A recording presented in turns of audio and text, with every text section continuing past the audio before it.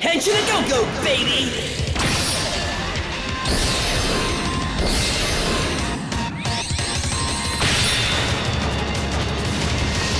Henshin a go to another console.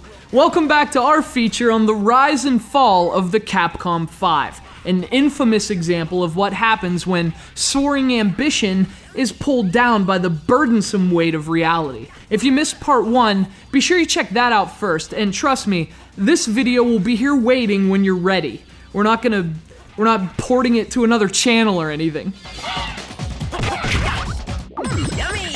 So when we left off, Capcom was in trouble. Big trouble, in fact. Trouble as in losing $103 million in the 2002 fiscal year. Protracted and expensive development cycles were a primary cause, as were poor sales figures. So within Capcom, resources had to be rearranged to ensure big-name games like Resident Evil 4 were the priority. And so, for the rest of the Capcom 5, that daring and unique set of GameCube exclusives, it meant routes would have to be adjusted. It meant the explosive rhetoric Capcom announced them with would go largely unfulfilled. It meant promises would have to be broken. And the first casualty was P.N.03.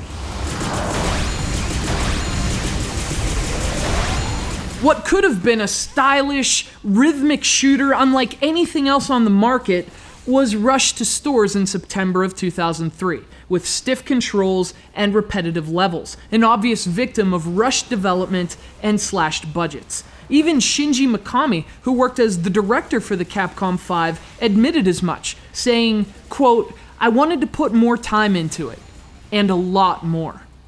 But at least P.N.03 came to fruition, however flawed. Dead Phoenix, on the other hand, was shot from the sky during its development, and this would-be Kid Icarus look-alike never came to retail. Now, fate was obviously kinder for Viewtiful Joe and Killer7, two of the GameCube's best and most unique third-party titles, but to ensure they'd sell more copies, Capcom broke their exclusivity with Nintendo.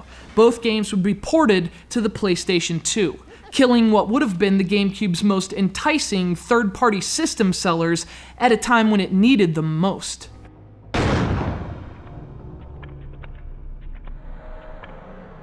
This is too easy.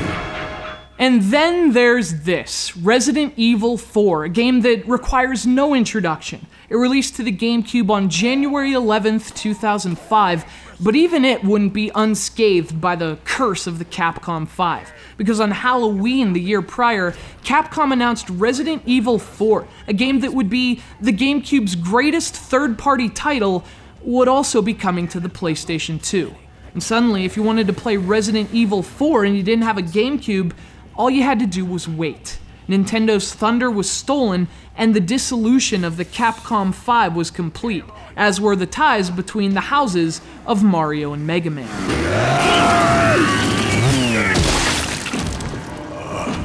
You ever wonder why the Blue Bomber isn't in Super Smash Bros. Brawl, while characters like Solid Snake and even Mario's mortal enemy Sonic the Hedgehog are? Well, rumor has it the Capcom 5 ordeal took a serious toll on the relationship between Capcom and Nintendo, wounds from which some parties took a long time to heal. Es hora de rezar. Tenemos que irnos. Since the turn of the millennium, there haven't been many games as influential as this one. Resident Evil 4 is one of those rare titles that everyone can agree on, as beloved by critics as consumers, and an obvious source of inspiration, if not outright copying, for an entire generation to follow. But it's important to remember that Resident Evil 4 came at a price. A high price, to borrow a phrase. And for GameCube devotees, it's fair to wonder if the price was worth the return.